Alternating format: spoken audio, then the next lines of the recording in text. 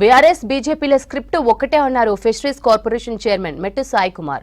భవిష్యత్తు తరాల కోసం సీఎం రేవంత్ రెడ్డి మూసిని ప్రక్షాళన చేస్తుంటే బీఆర్ఎస్ బీజేపీ నేతలు కావాలని రాజకీయం చేస్తూ అడ్డుకుంటున్నారన్నారు. వారి అసత్య ప్రచారాలను తెలంగాణ ప్రజలు నమ్మొద్దన్నారు. కాంగ్రెస్ ప్రభుత్వ హయాంలో మూసి ప్రక్షాళన జరిగి తీరుతుందన్నారు మెట్టు సాయి కుమార్.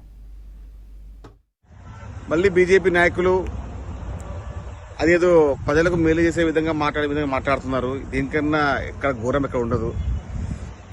ఇంతకు మునుపు మా చెరువుల్ని మా కుంటల్ని కబ్జా చేసినప్పుడు ఎక్కడ వేరే బీజేపీ నాయకులు అప్పుడెందుకు మీరు నిద్ర చేయలేదు చెప్పండి.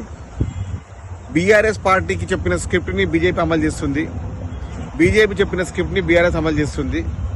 ఇక్కడ ముద్రబృందంగా మాట్లాడినటువంటి బీజేపీ బీఆర్ఎస్ నాయకులు ఒక వారం వాళ్ళు లేస్తారు, ఒక వారం వీళ్ళు లేస్తారు.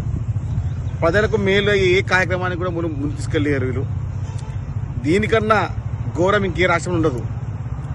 ముఖ్యమంత్రి రేవంత్ రెడ్డి గారు భవిష్యత్ తరాలను గుర్తించుకొని వారి యొక్క మేలు చేసే ఉద్దేశంతో మూసి ప్రక్షాళన చేస్తూ ఉంటే ఈ పనికి మాలిన బీజేపీ నాయకులు, ఈ బీఆర్ఎస్ నాయకులు అప్పుడెక్కడ పోయినారు మీరు?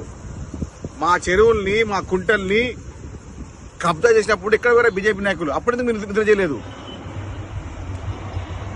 మీలాంటి అబద్ధాల కోరు మాటల్ని ప్రజలు నమ్మరు.